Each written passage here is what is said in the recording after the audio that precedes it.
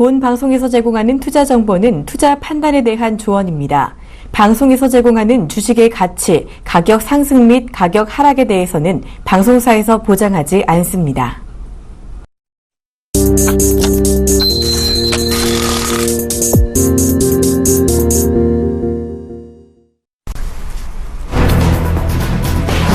유럽중앙은행이 3일 양적 완화 프로그램을 2017년 3월까지 연장하기로 했다고 마리오 드라기 ECB 총재가 독일 프랑크푸르트에서 열린 기자회견에서 밝혔습니다. 당초 내년 9월까지 실시하기로 했던 매월 600억 유로 규모의 양적 완화 프로그램을 2017년 3월까지 연장하기로 한 것입니다. 또 양적 완화로 매입하고 있는 자산의 대부분을 차지하는 국채에 더해 지방채를 매입 프로그램에 포함하기로 했습니다. 앞서 ECB는 정례 금융통화정책 회의 결과 현행 마이너스 0.2%인 예금금리를 마이너스 0.3%로 인하하기도 했습니다. ECB가 이같이 양적 완화 확대를 결정했지만 시장 기대에는 미치지 못하면서 이날 유럽 주요 증시는 2%에서 3%로 급락했습니다. 미국의 신규 실업수당 청구 건수가 전주보다 증가했지만 올해 3월부터 고용 강세 기준점으로 판단되는 30만 건을 밑돌아 강세를 재확인했습니다. 이날 미국 노동부는 지난달 28일 기준 주간 신규 실업수당 청구 건수가 전주보다 9천 건 증가한 26만 9천 건을 기록했다고 발표했습니다. 이는 앞서 블룸버그가 집계한 전문가 전망치와 부합한 것입니다. 이 같은 발표로 미국 고용시장 개선에 대한 기대감이 높아졌습니다. 제닛 옐런 미국 연방준비제도 이사회 의장이 미국의 경제 전망을 낙관하며 12월 기준금리 인상에 다시 한번 힘을 실어줬습니다.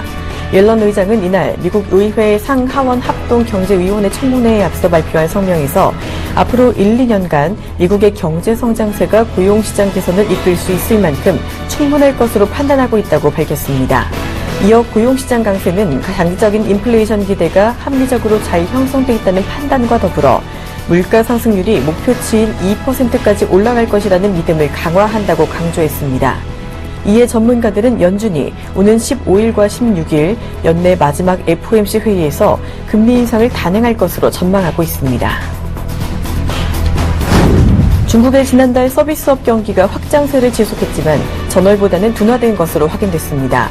경제매체 차이신과 시장조사업체 마킷은 11월 서비스업 구매 관리자 지수가 51.1을 기록했다고 3일 발표했습니다. 전월 52.0 대비로는 0.8포인트 하락한 수치입니다. 반면 11월 차이신 종합 PMI는 전월 49.9에서 50.5로 상승했습니다. PMI는 50을 기준선으로 이를 상회하면 경기 확장을, 하회하면 경기 위축을 의미합니다.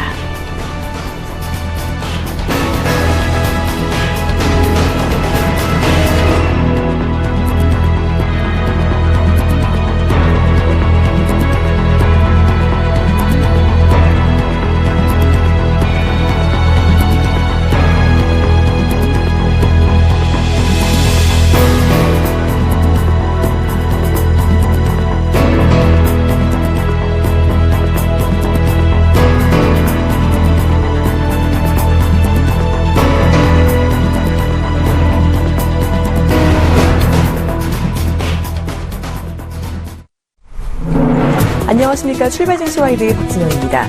유럽중앙은행이 양적 완화 규모를 추가로 확대하기로 했지만 이 시장의 기대에는 미치지 못한 것으로 보입니다. 추가 완화책의 내용을 보면요. 일단은 양적 완화 기간을 연장하기로 했고요. 자산 매입 대상을 지방채로까지 확대하고 금리를 내리기도 했습니다. 하지만 월 600억 유로의 이 매입 규모를 유지하기로 한 것이 시장에는 실망감으로 작용한 것으로 보입니다. 여기에 어제 옐런 의장이 또다시 금리 인상 지지 발언을 하면서 금리 인상 가능성이 또다시 높아졌는데요. 이런 사실들이 어제 시장에는 악재로 작용을 했습니다. 전체적인 글로벌 마감 상황 자세히 알아보도록 하겠습니다. 뉴욕 증시 보시죠. 어제 뉴욕 증시 3대 지수 모두 1% 넘게 하락했습니다. 이 다우지수가 1.42% 하락했고요. 나스닥도 1.67% 하락 마감했습니다. S&P 500 지수도 역시 1.44% 급락하면서 두 달 만에 최대 낙폭을 보였습니다. 자, 이 같은 낙폭, 유럽 양적 완화가 기대에 못 미치면서 실망감에 따른 것이고요. 옐런 의장이 또 한 번 금리 인상 시사 발언을 하면서 우려감이 겹친 것으로 포함이 되고 있습니다. 자, 급락한 건 미국뿐이 아닙니다. 유럽 주요 증시도 일제히 하락했는데요. 하락폭은 미국보다 더 컸습니다. 일단 영국이 2.27% 내렸고요. 프랑스와 독일은 각각 무려 3.58%씩 급락했습니다. 특히 추가 양적 완화가 기대에 미치지 못하면서 유로화가 급등했는데요. 이에 수출주인 자동차주와 명품주가 부진한 것이 증시 하락의 요인으로 작용을 했습니다. 월 600유로의 양적 완화 규모 유지에 시장이 크게 실망을 한 것으로 보이고 있습니다. 이번에는 유가 마감 상황도 알아보도록 하겠습니다. 어제 국제유가는 급등했습니다. 어제 4% 넘게 하락했던 WTI는 배럴당 2.9% 급등하면서 41.08달러를 기록했고요. 브렌트유 역시 3.2% 오르면서 43.8달러를 기록했습니다. 어제 유로화 강세로 달러가 급락하면서 유가 상승에 영향을 미쳤고요.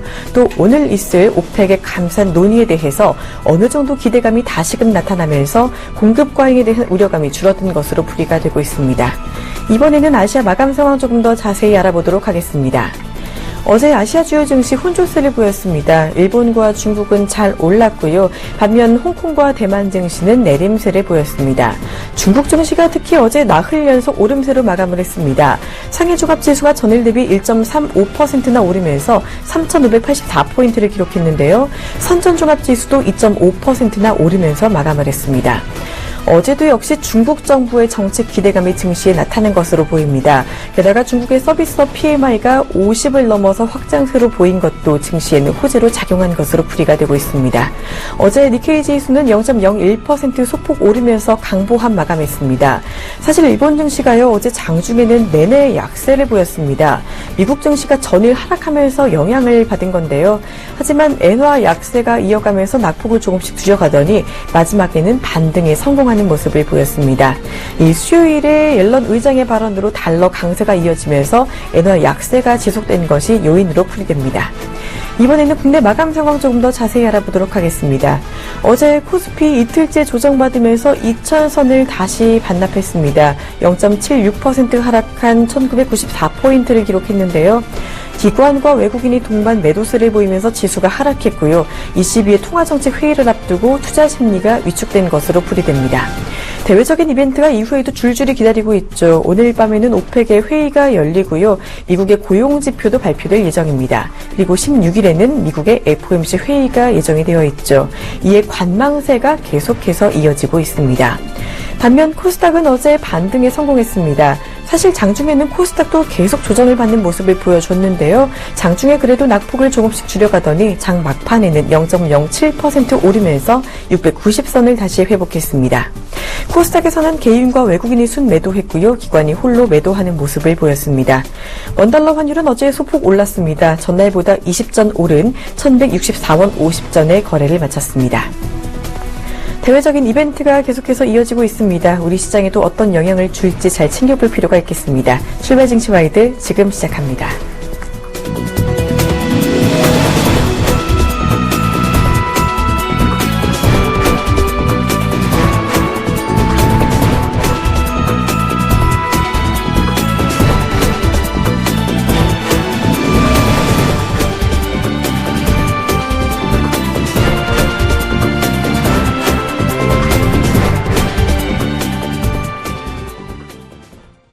글로벌 경제의 주요 이슈와 전망 경제학 교수에게 들어보는 시간이죠. 지금 이 시간 한국경제연구원 초빙연구위원 겸 경북대학교 특임교수 오정근 교수와 함께합니다. 안녕하세요. 네, 안녕하세요. 네, 미국 연준이 약 9년 만에 금리 인상을 앞두고 있습니다. 연내 금리 인상을 하겠다는 연준의 의지가 최근 들어 옐런 의장의 발언으로 재확인이 되고 있는데요. 이 금리 인상 현실화가 눈앞으로 다가오면서 달러 강세가 심화될 것이다라는 전망이 계속해서 이어지고 있습니다. 사실 어제 ECB에서 자산 매입 규모를 600억 유로 이상으로 늘렸다면 달러 강세가 훨씬 심화될 것이다라는 이야기도 있었는데요. 결과적으로 이 유럽 중앙은행의 추가 부양책은 있었지만 자산 매입 규모는 유지하기로 했습니다. 22 통화정책 회의 리뷰에 더해서요. 앞으로 달러화와 유로화 전망까지 말씀을 부탁드릴게요. 네, 그렇습니다. 이제 지금 엊그제 2일날 옐런 의장이 그 워싱턴 경제클럽에서 금리 인상을 더 늦추면 부작용이 우려된다라는 얘기를 하면서 그야말로 그렇지 않아도 이제 12월 FOMC에서 금리 인상이 예상되고 있었는데 이런 발언으로 인해서 금리 인상이 거의 확실해졌다고 우리가 볼 수가 있겠습니다. 이제 그렇게 되면서 이제 마지막 한 지표가 6일날 발표되는 한국 시간으로 7일날 발표되는 11월 고용 지표가 있겠는데 11월 고용 지표가 20만 명 정도만 넘었으면은 이번 15, 16일에 있는 미국 시간으로 한국 시간으로 16, 17일에 있는 FOMC에서 미국 금리 인상이 거의 뭐 99% 확실하다 이렇게 보여지고요. 더 중요한 변화는 이제 미국에서 달러 강세가 되면서 미국의 수출 둔화 우려가 있었는데 옐런 의장은 이런 부분도 앞으로 해소될 수 있을 것이다라고 얘기하면서 달러 강세에 따른 수출 둔화 우려가 있지만은 미 연준이 크게 그렇게 많이 걱정을 하고 있지는 않는 그런 모습을 보여줬습니다. 반면에 이제 어제 3일에 있었던 유럽중앙은행 통화정책회의에서는 일단은 양적 완화 규모를 늘리지는 않았지만은 일단 금리를 현재 예치금리가 시중은행이 중앙은행이 예치하는 예치금리가 마이너스 0.2인데 이걸 마이너스 0.3으로 더 낮추었습니다. 이거는 이제 시중은행들이 중앙은행으로 풀린 돈을 갖고 오지 말고 대출을 하라고 하는 강력한 촉구를 하고 있는 것이고요. 현재 양적 완화 규모는 안 늘렸지만은 이걸 내년 9월까지 하기로 한 것을 2017년 3월까지로 6개월 더 연장을 했습니다. 이렇게 되면서 이제 지금 통화정책이 일본도 지금 양적 완화를 계속 하고 있고요. 그래서 현재 미국과 그다음에 유럽, 일본 간의 통화정책에 요즘은 흔히들 말하는 그레이트 다이버전스라고 해서 두 양대 진영의 통화정책이 탈동조화가 더 심화되면서 어제 유럽 시장에서는 유로 대 달러 환율이 1.05까지 떨어져서 이런 추세를 가면은 조만간에 1.0으로 페리티까지 가는 것이 아니냐 이런 전망까지 나올 정도로 달러 강세가 계속이 되고 있습니다. 네, 이렇게 달러 강세가 심화가 되고 있는데요. 만약에 그렇다면 앞으로 이렇게 달러 강세가 심화될 경우 어떤 부작용이 있을 것인지도 궁금한데요. 지금 이제 달러 강세가 계속이 되면은 크게 두 가지 문제가 있습니다. 하나는 이제 원자재 시장에 있던 돈들이 일단은 달러 시장으로 옮겨가면서 원자재 가격이 폭락을 하고 있는데요. 지금 현재 그제 바로 지금 현재 WTI 기준으로 미국 서부 텍사스 중진유 기준으로 배럴당 40달러 선이 붕괴되었습니다. 이 배럴당 40달러 선 붕괴라고 하는 것은 굉장히 중요한 의미를 갖는데 그것은 산유국들의 재정이 붕괴된다는 거예요. 특히 러시아를 비롯해가지고 중남미 산유국들이 이제 붕괴되면서 지금 현재 베네수엘라 같은 경우에는 CDS 프리미엄이 4,000bp가 올라갔어요. 이게 보통 한 500-600bp 넘었으면은 굉장히 위기다 이래 보는데 4,000bp가 올라갔고요. 사우디도 올라가고 있고 바레인도 지금 바레인이 349bp가 올라가서 바레인도 위기 상황까지 가 있다는 걸 알 수가 있고요. 또 그 외에도 여러 가지 이제 굴이라든지 동이라든지 금 같은 이런 원자재 가격 떨어지고요.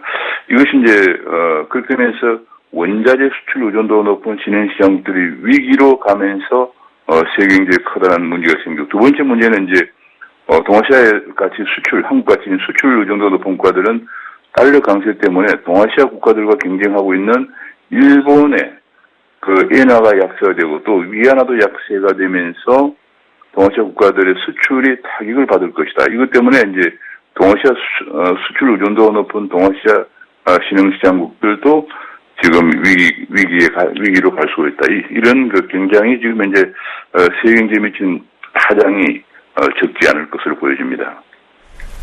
네, 달러 강세가 이어질 경우 신흥국의 위기가 초래될 것이라는 우려감까지 나타날 수 있다라는 이야기까지 해주셨습니다. 좀 파장이 만만치 않을 것 같은데요. 그 가운데 또 국제유가가 하락 기존을 면치 못하고 있습니다. 이 최근에 40달러 선을 붕괴하기도 했던 WTI가 어제는 그래도 조금 오르면서 마감을 하기는 했는데요. 이 가운데 오늘 오펙의 장관 회의가 열리죠. 이 감산 논의가 이루어지지 않을 거다라는 전망도 이어지고 있는 가운데 유가 추가 하락에 대한 우려감까지 나타나고 있습니다. 자, 일단 유가가 이렇게 좀 많이 하락을 했으면은 감산하자라는 이야기가 나올 법도 한데 이 산유량 동결이 예상되는 이 배경이 뭘까요? 지금 현재 오늘 이제 4일 오늘 오펙 회의가 열리고 있는데요. 오펙 회의에서 지금 특히 이란이 최근에 개방을 하면서 이란이 그동안 경제가 워낙 어려웠기 때문에 이란이 유전을 다시 개발합니다. 그래서 유전을 다시 개발하면서 이란이 석유 생산을 재개하는 거죠. 재개하면서 지금 이제 금년에 약 270만 배를 생산하고 있는데 조만간에 400만 배를까지 올라가게 되면서 석유 공급 과잉에 다시 불을 지피는 그런 상황이 됩니다. 되고 현재 감산을 하기가 어려운 상황이 감산을 하게 되면은 역시 현재 유가 하락으로 재정 위기에 봉착해 있는 나라들이 진퇴양난입니다. 감산을 하자니 수입이 줄어들고요. 지금 현재 그런 상황이기 때문에 오늘 아마 특히 이란을 중심으로 해서 감산에 반대하는 국가들도 많기 때문에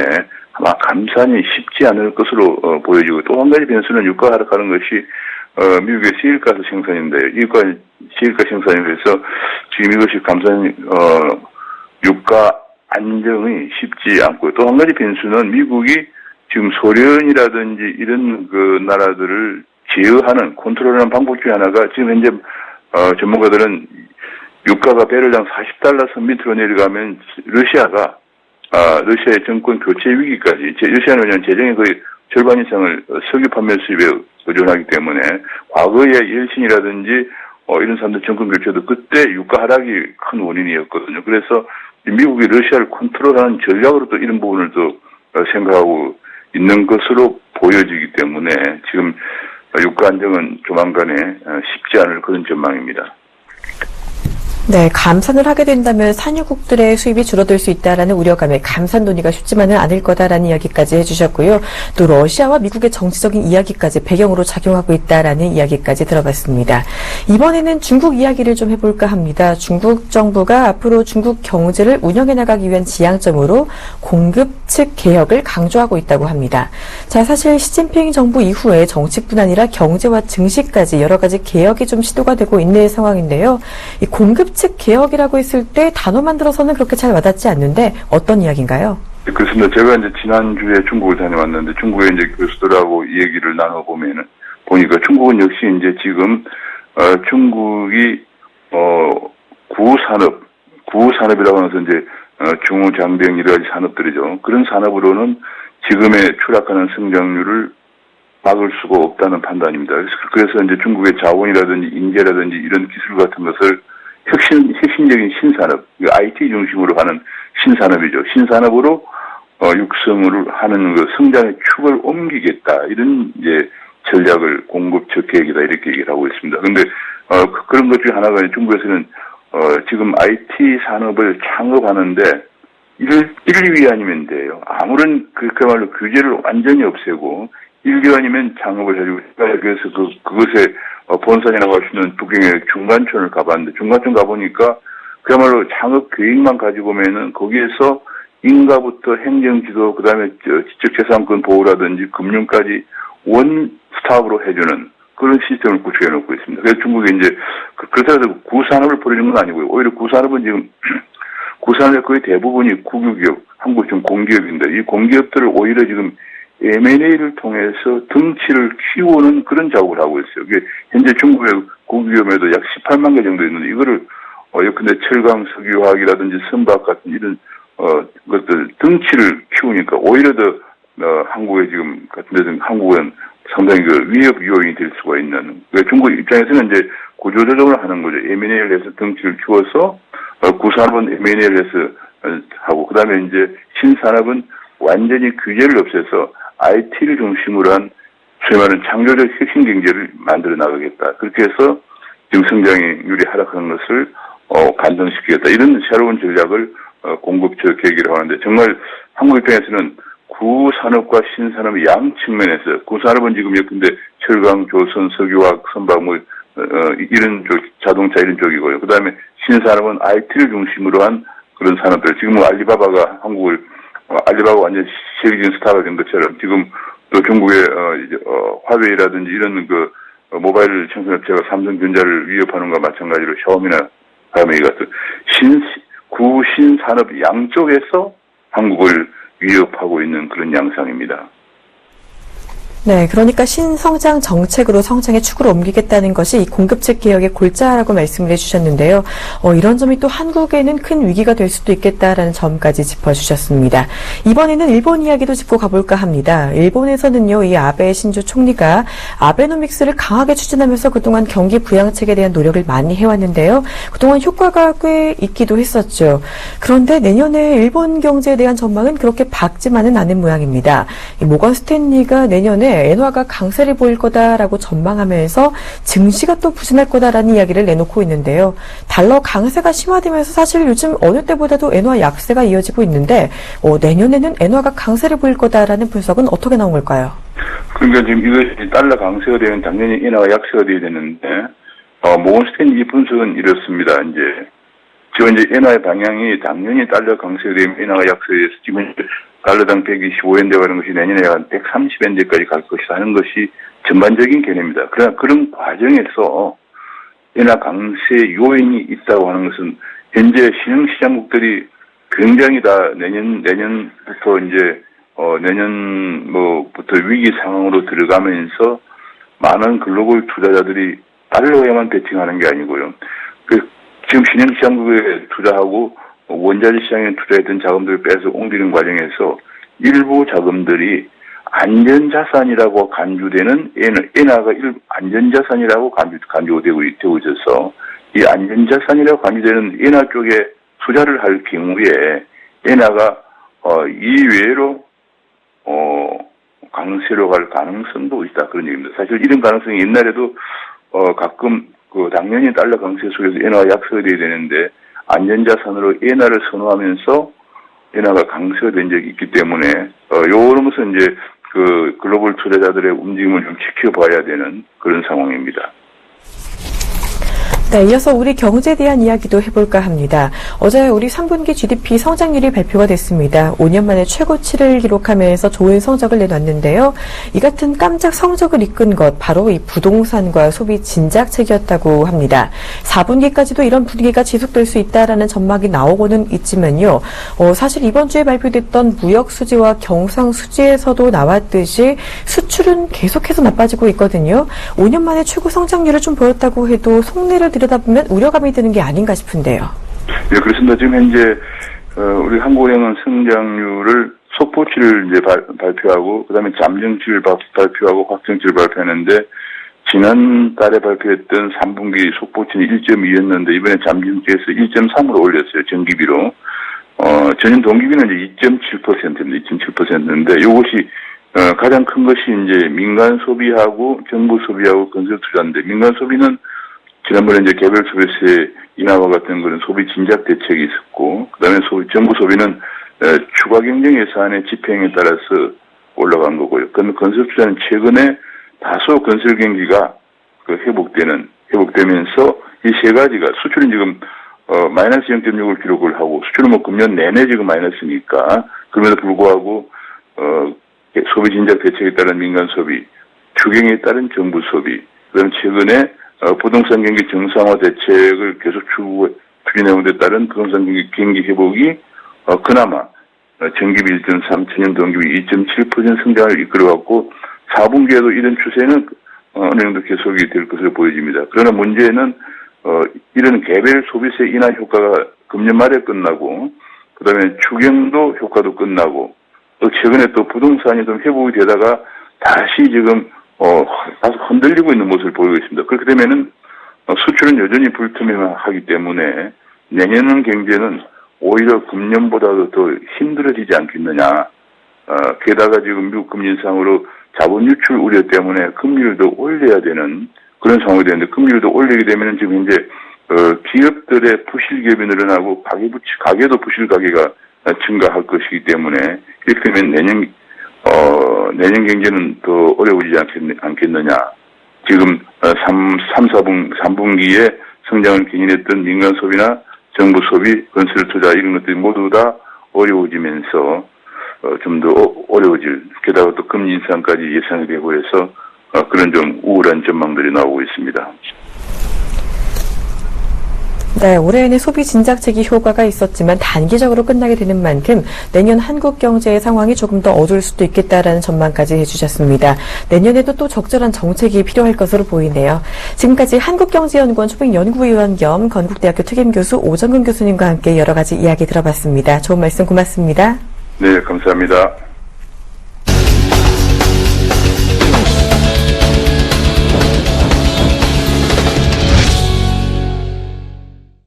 야간 선물시장 마감 상황 알아보고 시초가 예상해보면서 전략까지 알아보는 시간입니다. 지금 이 시간 선물옵션 전략가 샘플러스 김선철 멘토와 함께합니다. 안녕하세요. 네, 반갑습니다. 안녕하십니까. 네, 반갑습니다.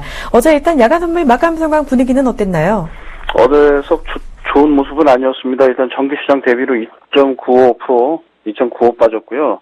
약 대비적으로 한다면 1.21% 빠진 241.65에 마감을 했습니다. 이걸 코스피指数로 환산을 한다면 약 한 1975에서 1980포인트 선에서 환산지수로 계산을 할 수 있을 것 같고요. 일단 포지션 부분을 본다면 어제는 외국인들만 일단은 매수세를 좀 들어왔습니다. 외국인들이 880계약을 순매수를 했고요. 개인과 기관은 약 600계약, 그리고 기관이 238계약 정도를 순매도를 했습니다. 일단 그동안의 베이시스가 좀 양호했던 어느 정도의 플러스 전환이 됐던 베이시스가 어제는 약 마이너스 3.03까지 지금 기록을 했는데, 이 부분은 지금 야간 선물 시장에서도 굉장히 안 좋은 모습으로 지금 일단은 우리가 좀 지켜봐야 되지 않나, 그런 모습이 좀 있고요. 아무래도 앞으로 그동안의 그 거래량, 그리고 베이시스 콘덴코, 기간의 그런 수급, 거래량까지 계속해서 좀 말씀을 좀 드렸지 않습니까? 그렇기 때문에 이런 내용들을 우리가 꼭 어떤 야간 선물 하나만으로 가지고, 어제도 이제 말씀을 드렸지만 지표를 좀 우리가 분석을 해야겠냐라고 했지만, 일단은 우리가 지금 어제 거 하나로만, 오늘 새벽에 종가 마감된 야간 선물 시장 하나만 본다면 굉장히 지금 어리숙한 그런 기간의 모습이 좀 많이 연출이 됐습니다. 그렇기 때문에 어제 같은 경우에도 기간은 손실, 일단은 수익 구조는 외국인들이 수익 구조가 한 그런 모습이기 때문에 아마 오늘도 장세가 일단은 이어질 수 있는 부분이 한 외국인들의 포지션이 좀 어떻게 등락이 좀 커지지 않을까, 그렇게 좀 보여주고 있습니다. 네, 어제 야간 선물 마감 상황이 썩 좋은 모습은 아니었다라는 이야기 해주셨는데요. 간밤에 또 미국 증시와 유럽 증시도 급락한 만큼 오늘장 분위기도 이에 따라 좀 부진하지 않을까 싶습니다. 일단 오늘 시장 시초가는 어떻게 보시는지요?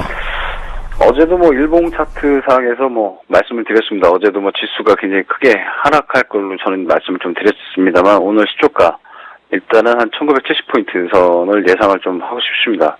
그리고 일단은 다 아시겠지만 이미 앞서 뉴스가 다 나간 대로 유럽 중앙의 추가 경기 부양책, 그리고 이제 미국의 12월 금리 인상 발언으로 저는 코스피 지수가 개파락으로 좀 시작이 되지 않을까, 조금 그렇게 좀 보여주고 있습니다.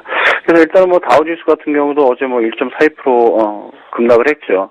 그리고 이제 유럽의 이제 ECB 같은 경우 예금금리 1%는 인하를 했지만 자산 매입 규모의 실망감이 좀 나타났고, 그리고 이제 4일부터 시작된 그 고용지표, 그리고 고용 제조업, 이런 서비스업이 서로 좀 엇갈린 장세로 인해서 지금 앞으로 이제 우리나라 국내 증시가 어떻게 이제 흐름이 움직여질지 좀 그 부분이 좀 관건인데, 제가 오늘 조금 일봉 차트를 한번 보여주십시오. 일봉 차트 한번 보여주시면, 제가 항상 이동평균선에서 좀 말씀드렸던 내용적인 모습들이 굉장히 좀 많이 불안합니다, 지금. 그래서 어제든지 이미 5일 이동평균선이 조금 내려졌다. 일단 5일 이동평균선이 꺾였다. 그리고 계속해서 우리가 장대 음봉이 나왔다. 그리고 연 4거래일 동안에 양봉 나오고 음봉 나오고 계속해서 순환 패턴인데, 굉장히 개파락하고 갭상승했던 내용적인 부분들을 서로 메꿔주면서 지금 하루의 등락률이 굉장히 컸습니다. 그렇기 때문에 오늘의 이런 내용적인 모습들을 봤을 때는 어제도 1994포인트에서 마감을 했던 코스피가 지금 굉장히 이동평균선 아래 자체에서만 지금 볼린저 밴드 하단까지도 지금 밀릴 수 있는 구간이 있다라고 이렇게 좀 보여주고 있기 때문에, 그렇게 된다면 오늘 1970포인트가 만약에 밀린다 그러면 이 부분은 앞으로 다음 주장에서는 또 한번 패턴이 더 하락으로 나올 수 있겠지만 다시 한번 이런 순환적인 구조로 간다고 하면 또 내일은 또 다음 주에는 또 모르지 않습니까? 또 20%가 또 20포인트가 또 오를지. 근데 이제 일단은 그건 시장의 판단이 좀 맡길 부분인데 이동평균선 자체에서만 본다고 하면 일단은 하방으로도 1950포인트는 좀 한번 열어주셨으면 하는 그런 생각이 좀 있고요. 일단은 저항대는 계속해서 2020선에서는 저항대는 지금 그렇게 만들어지고 있기 때문에 이 부분 우리가 밴드적으로 좀 본다면 당분간은 1950선을 하방으로 좀 연출해 주시고요.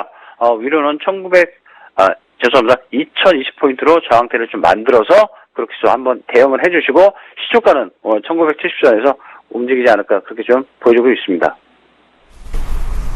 네, 오늘 시초가 일단 1970포인트까지 내려간 개파락 출발을 예상을 해주셨습니다. 대외적인 분위기도 썩 좋지 않은 만큼 1950포인트까지도 조정을 받을 수 있다라는 이야기까지 해주셨는데요. 또 한 주를 마무리하는 금요일이죠. 오늘 조정이 예상되는 시장 전략은 어떻게 가져가 보는 게 좋을까요? 예, 그렇죠. 오늘 조정도 좀 크게 나오지 않을까 그렇게 좀 보여주고 있습니다. 오늘 외국인하고 기관의 동반 매도세가 어제도 좀 컸습니다. 그래서 이제 앞으로 변동성 장세가 높아질 것으로 보여지고요. 널뛰기장이죠. 널뛰기장인데 이런 만큼 오늘 만약에 예를 들어서 개파락하면서 1970선 쪽에서 움직인다 그러면 대형주의 저가 매수 가능성이 있지 않을까 그렇게 보여주고 있고요. 그렇게 된다면 배당 효과로 인해서 저가 유입세 매수 기회가 높아진다 이렇게 조금 해석을 좀 하고 싶습니다. 그리고 이미 악재 리스크는 다 선반영이 됐습니다. 악재 리스크는 다 선반영이 됐기 때문에 이 부분에서 우리가 키포인트를 맞춰야 될 게 어제 환율이 좀 올랐습니다. 그렇기 때문에 우리가 환율 관련된 수출 업종에 좀 포커스를 좀 맞추셔야 될 것 같습니다.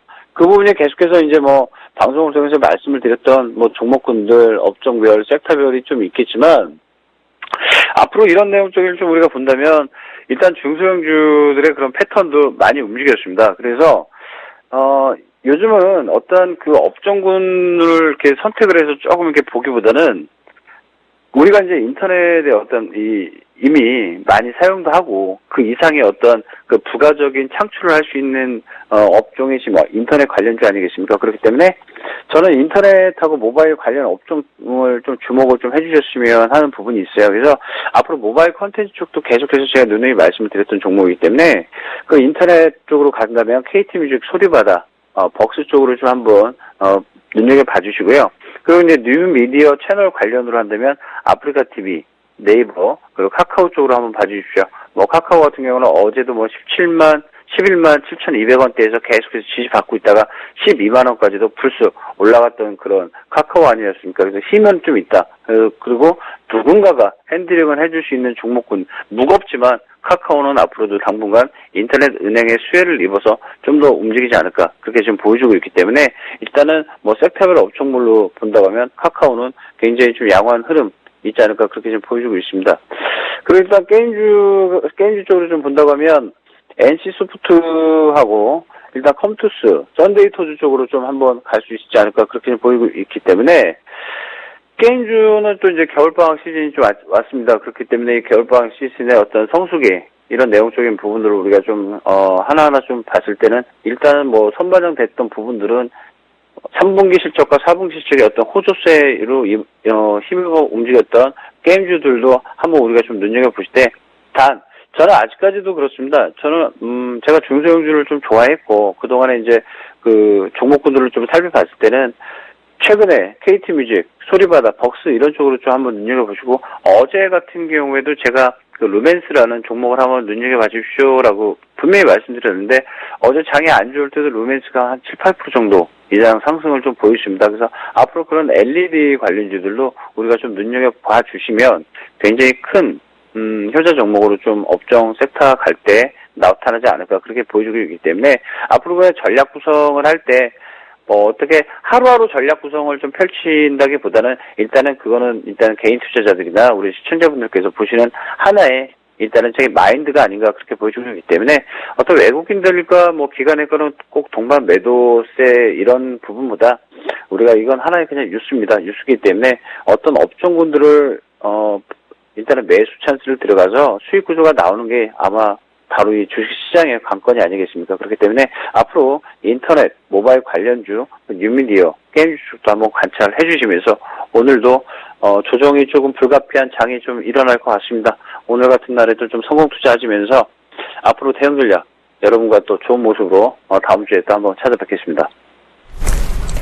네, 예상 시초가에 대해 자세한 전략까지 들어봤습니다. 지금까지 샘플러스 김선철 멘토와 함께했습니다. 고맙습니다. 네, 감사합니다.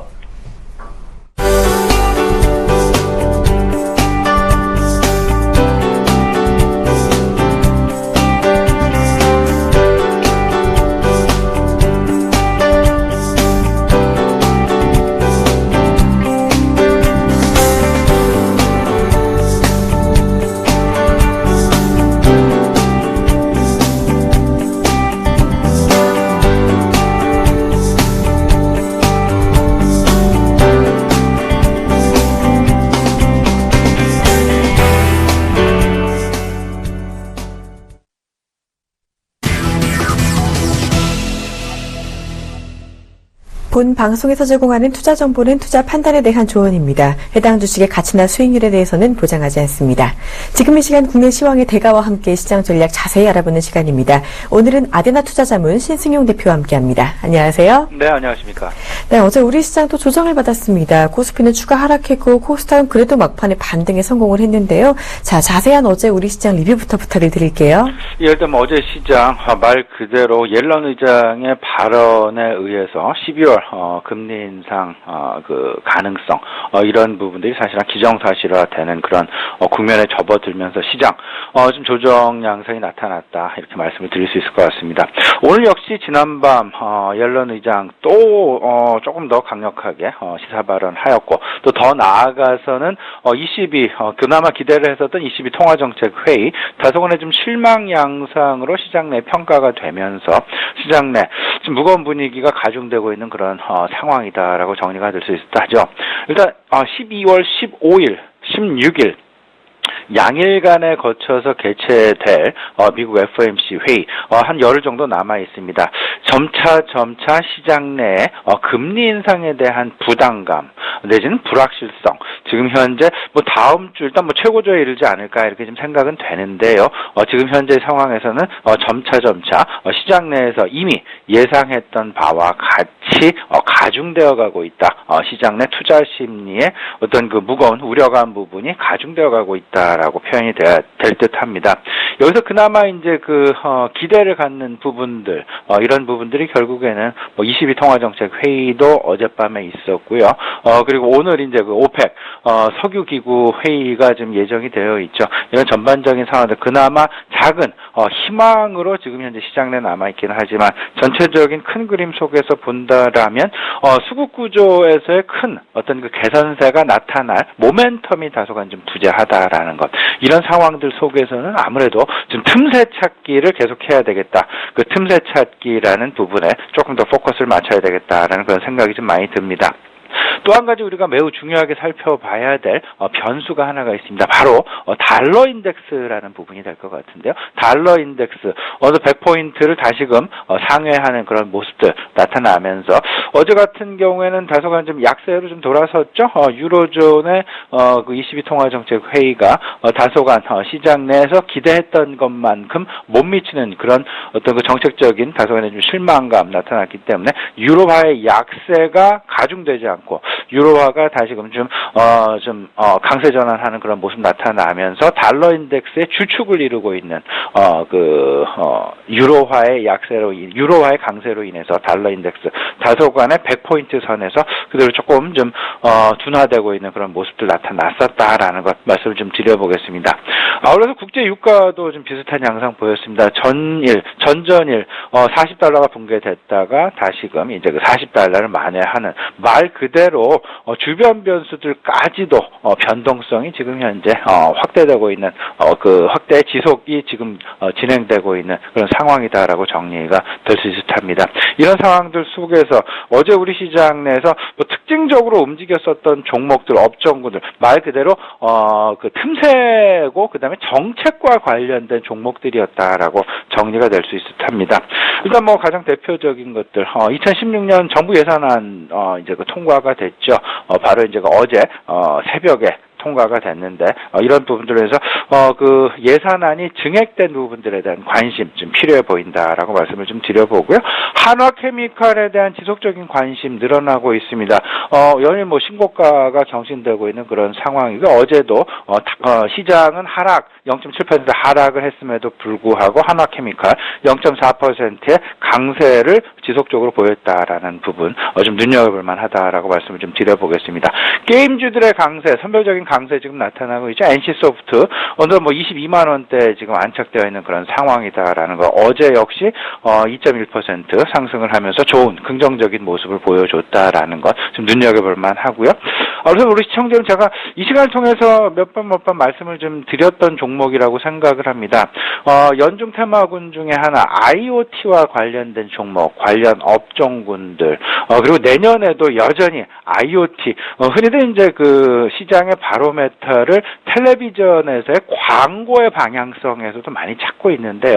광고 지금 현재 광고의 대세는 어찌 보면 뭐 게임주들이 광고의 대세를 차지하고 있고 텔레콤주들도 광고의 대세를 차지하고 있고 한편으로 이제 점차 원격 조정과 관련된 스마트폰 원격 조정과 관련된 IoT 관련된 어떤 그 광고들이 늘어나고 있다라는 부분도 시장의 트렌드 중에 하나다라고 보셔야 될 듯합니다. 그 중에 한 종목 삼진이라는 종목 말씀드린 적이 있었습니다. 어제 역시 4%가 넘는 급등세 나타났었다라는 점, 내년에 있을 어떤 내년까지 계속될 IoT에 우리가 관심을 가져볼 만한 어떤 그 힌트를 삼진에서 제공하는 것은 아닌가라는 그런 생각 좀 해봤습니다. 네, 어제 시장과 종목 자세한 리뷰에 더해서 다음 주에는 변동성이 조금 더 커질 수 있다라는 점까지 말씀을 해주셨습니다. 보다 섬세한 대처가 필요할 것으로 보이는데요. 그보다도 어제 국내 증시보다도 훨씬 더 많이 빠진 게 바로 글로벌 증시였습니다. 미국 증시가 일제히 1%대 하락했고 유럽은 2%에서 3%가 넘는 하락세까지 보여졌는데요. 이에 우리 시장이 오늘 영향을 받지 않을까 싶습니다. 글로벌 경도성이 커지고 있는 시점에서 어떻게 대응을 하는 게 좋을까요? 예, 일단 뭐 지금 이제 글로벌 시장 변동성 확대, 미국 뭐 1.5%에 근접하는 어떤 나스닥 같은 경우 1.7%가 넘는 하락 나타났었고 유로존 2%대 급락 부분. 어쩌면 그만큼 시장 내에서 ECB 통화 정책에 대한 기대가 컸었다라는 부분도 있을 수 있겠습니다만은 오히려 FOMC 회의가 점차 다가오고 뭐 열흘 정도 남아놓고 있는 그런 상황. 근데 여기에 이제 그 옐런 의장의 발언 수위가 점차 높아지고 있다라는데 시장은 조금 더 주목을 하고 있다라고 봐야 될 듯합니다. 문제는 이제 그 주요국의 그 통화 정책 회의 이런 부분들, 통화 정책과 관련된 변동성이 문제가 될 것 같습니다. 그 통화 정책과 관련된 변동성의 과연 기준점은 무엇인가? 이 부분을 좀 생각을 해봐야 될 것 같은데 그 기준점은 뭐니 해도 미국 FOMC 회의가 쥐고 있다라는 것. 미국 FOMC 회의에 대한 불확실성이 아직까지 잔존하고 있기 때문에 실질적으로 환율의 방향성도 사실상 어떤 그 명확하게 방향성을 찾지 못하고 시장 조금 변동성을 확대된 채로 움직이고 있다라고 봐야 될 듯하고요. 이에 따라서 국제 유가 역시 뭐 40달러가 강력한 뭐 바닥선이다라는 어떤 그 확신을 들게 하는 부분들이 많이 지금 현재 나타나고는 있습니다만은 그래도 여전히 국제 유가의 변동성 부분에서는 어느 누구도 그 확신할 수 없다라는 부분들. 아무래도 지금 현재의 상황은 전체적인 균형점이 지금 현재 존재하고 있지 않다라는 점. 그 균형점이 경제 상황에서의 균형점이 존재하고 있지 않은 가장 큰 배경은 미국 금리 인상이라는 이슈가 대기하고 있기 때문이다라는 것. 시장이 어느 정도 좀 안정화를 유지를 하고 시장이 방향성을 유지를 하고 그리고 경기 사이클이 제자리를 찾아서 돌아가기 위해서는 아무래도 새로운 균형점이 형성이 되어야 될 텐데 그 균형점의 형성 시기는 아무래도 미국 금리 인상 이후에 이루어져야 될 것이다라는 그런 생각 많이 들게 하는 대목이겠죠. 여기에 이제 그 중국의 SDR 편입 이후에 물론 이제 그 내년 후반부에 실질적인 10.8% 편입이 되겠습니다만은 그래도 이제 그 위안화의 어떤 그 추가적인 약세 가능성 역시 부분들이 잔존하고 있다라는 부분들, 이런 부분들이 환율의 방향성을 아직까지도 가늠하지 못하게 하는 그런 매우 중요한 부분이다라고 정리가 될 수 있을 듯합니다. 이제 이런 부분이겠죠. 이제 어떤 모든 상황들, 실질적으로 오늘 이제 오후에, 오늘 저녁에 이제 미국, 오펙 회의, 석유 감산과 관련된 회의, 시장 내에서 그렇게 크게 기대는 하고 있지 않습니다만 그 가장 큰 배경은 뭐니 해도 실질적으로 감산을 한다 하더라도 유가가 상승 전환할 수 있겠느냐에 대한 의문이 많이 있기 때문에 오히려 FOMC 회의 이후에 어떤 석유 유가, 국제 유가의 방향성이 결정된 이후 그때 다시금 논의될 가능성이 크겠다라는 그런 생각도 저는 가져봅니다. 지금 현재 가장 중요한 부분 뭐니 해도 새로운 균형점이 필요한데 새로운 균형점이 형성되기 이전까지는 어떤 경기 사이클이나 이런 부분에 대한 관점보다는 틈새 찾기, 정책과 관련된 어떤 그런 쪽에 대한 관심이 그나마 수익률을 유지할 수 있고 수익률을 확보해 나갈 수 있는 그런 어떤 초석이 될 수 있지 않을까. 오히려 이제 중장기적인 차원에서는 경기 사이클에 투자하는 것 매우 긍정적이다라고 생각을 합니다. 하지만 지금 현재의 상황, 어떤 큰 어떤 불확실성이 대기하고 있는 그런 상황 속에서는 조금은 좀 보수적인 견지에서 바닥을 확실하게 다져갈 수 있는, 그리고 뒷배경을 확실하게 밀어줄 수 있는 정책 수혜주에 대한 관심이 오히려 조금은 더 나아 보이지 않아, 단기적인 관점에서는요. 그런 말씀 좀 드려봅니다. 네, 여러 가지 이벤트가 정말 많이 남아있죠. 일단은 보수적인 움직임이 당분간 유효하다라고 말씀해 주셨고요. 중순 FOMC 회의 이후의 움직임 주목해 보시면서 유가와 환율 움직임까지 잘 체크해 보시길 바랍니다. 자, 어제 또 2016년 예산안이 국회를 통과했습니다. 이에 또 내년에 수혜를 받을 종목 그리고 주도주가 궁금해지는 시점인데요.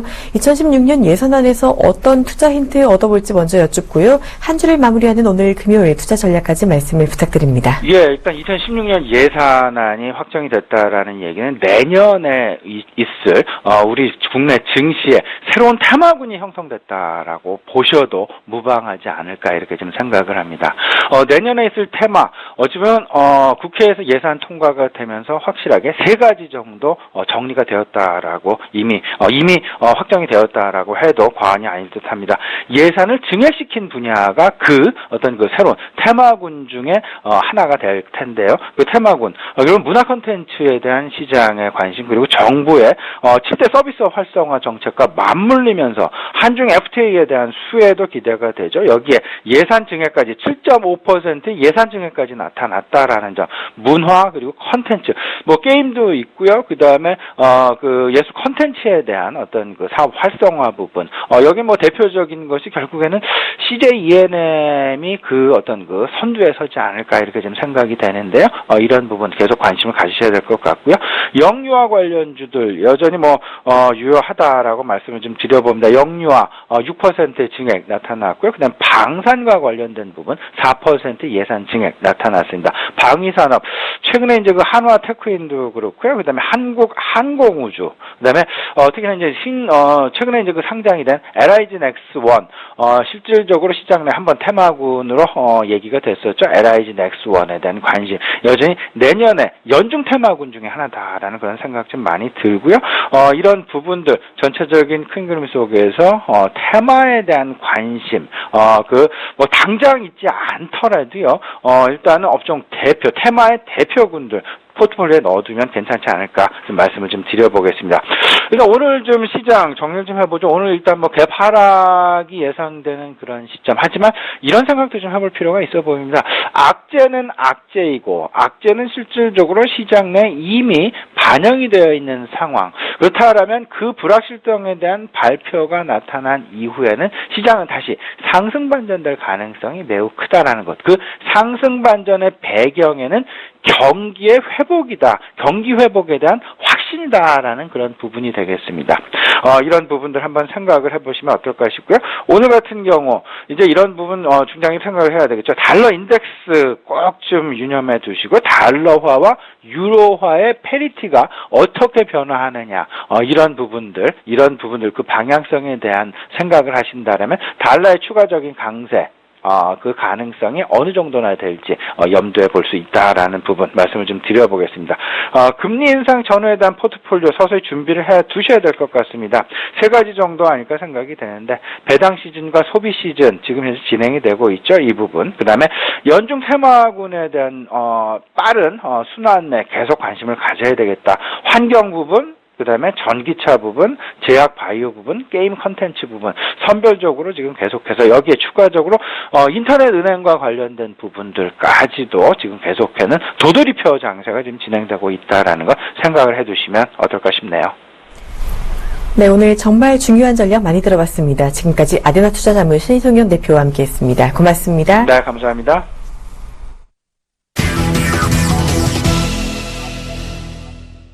이드코의 성한가 팩토리 시즌2 시간입니다. 지금 이 시간 여의도에 계신 SM 플러스 이드코 멘토 만나봅니다. 안녕하세요.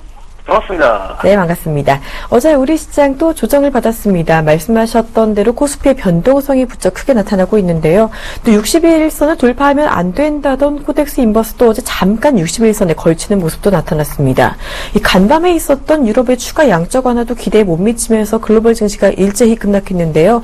이에 오늘 우리 시장에도 영향이 없을 수가 없겠는데 오늘은 어떤 대처 방법 가져가는 게 좋을까요?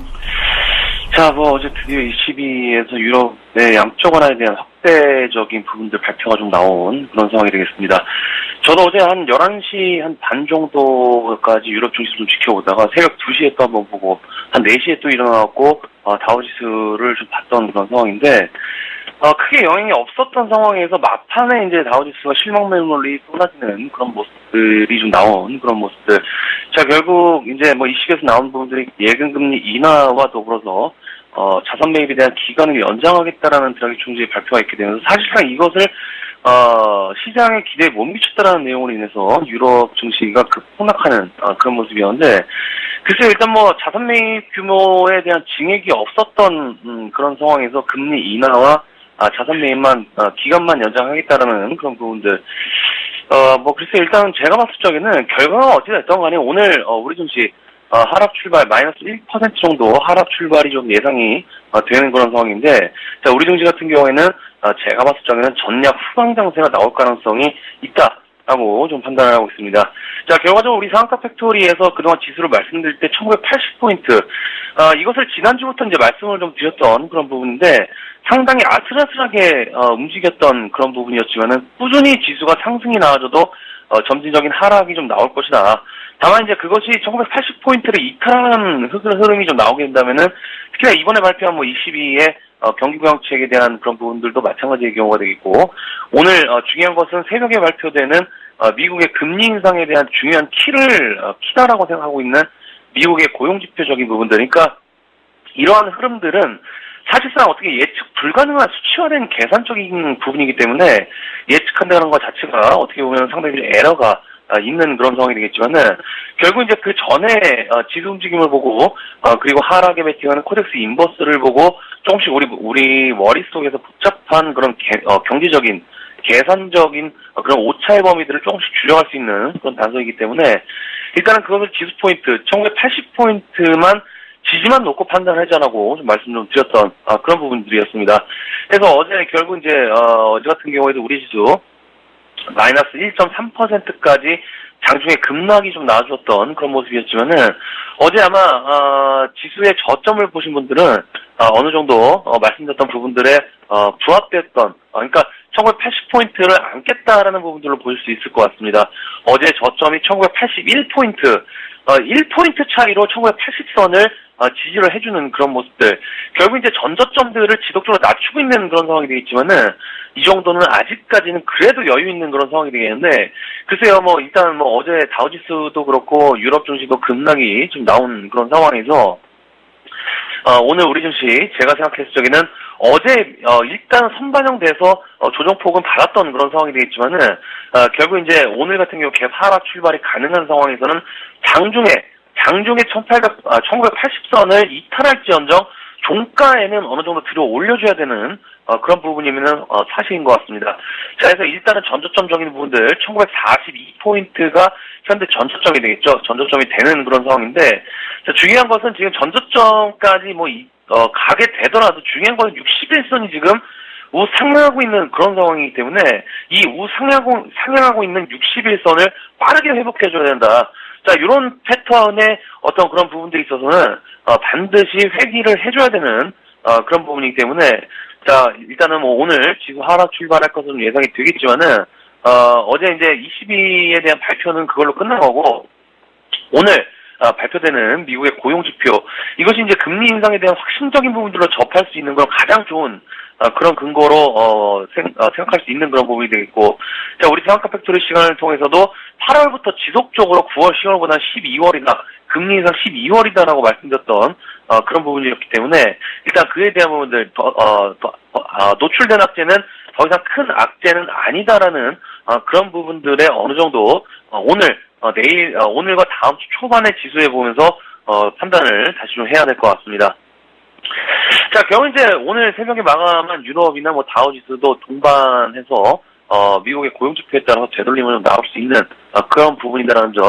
자, 결국 이제 경기가 안 좋으니까 유럽도 이제 경기 부양책을 쓰는 건 있는데 결국에는 좋아지지 않겠습니까? 2009년도 이제 유럽위기 전 세계 글로벌 지표들이 어떻게 보면 발칵 뒤집혀 놓은 환율 전쟁까지 아주 뭐 난리 법석이었지만은 결국에는 끌고 와서 여기까지 이제 살아남은 걸 보면은 제가 봤을 적에는 결국에는 미국처럼 시간은 걸릴지언정 어느 정도 회복할 것으로 보는 그런 상황이기 때문에 미국의 금리 인상에 대한 부분들에 이제는 초점을 좀 맞춰야 된다. 자, 어찌됐건 이제 금리 인상 전에만 우리 지수 잘 버텨줘야 되는 그런 부분인데, 자, 제가 어제 이제 코덱스 인버스를 좀 말씀드리면서 월봉에 대한 말씀을 좀 드렸었죠.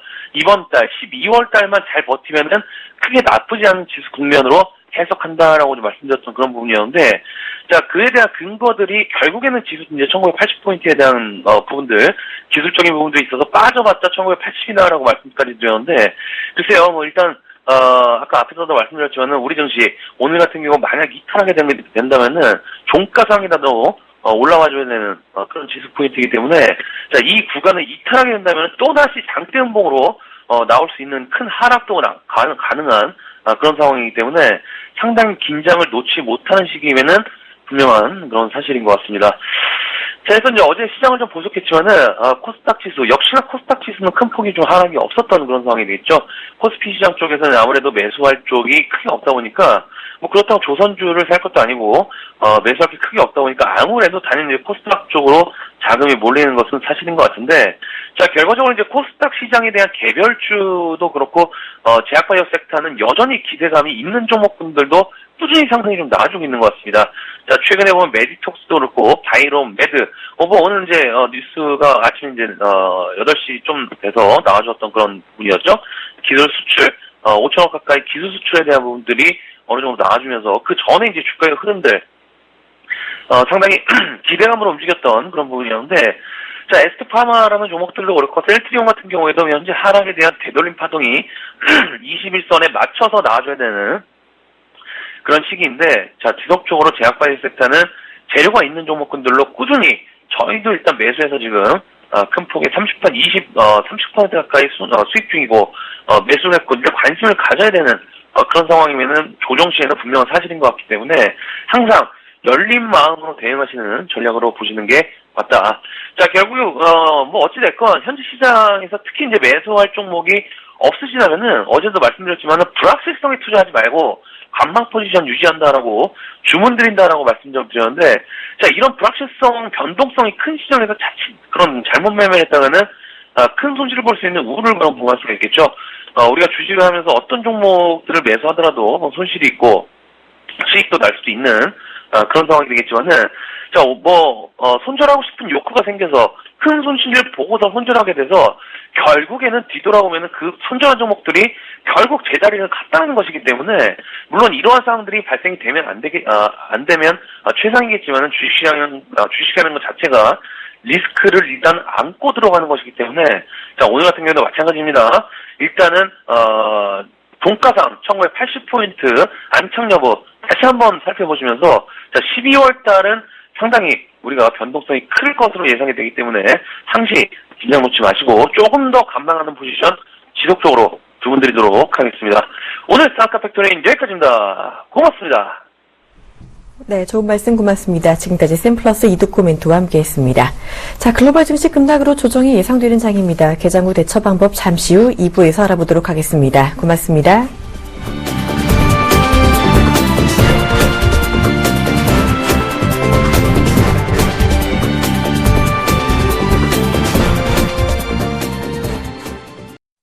본 방송에서 제공하는 투자 정보는 투자 판단에 대한 조언입니다. 방송에서 제공하는 주식의 가치, 가격 상승 및 가격 하락에 대해서는 방송사에서 보장하지 않습니다.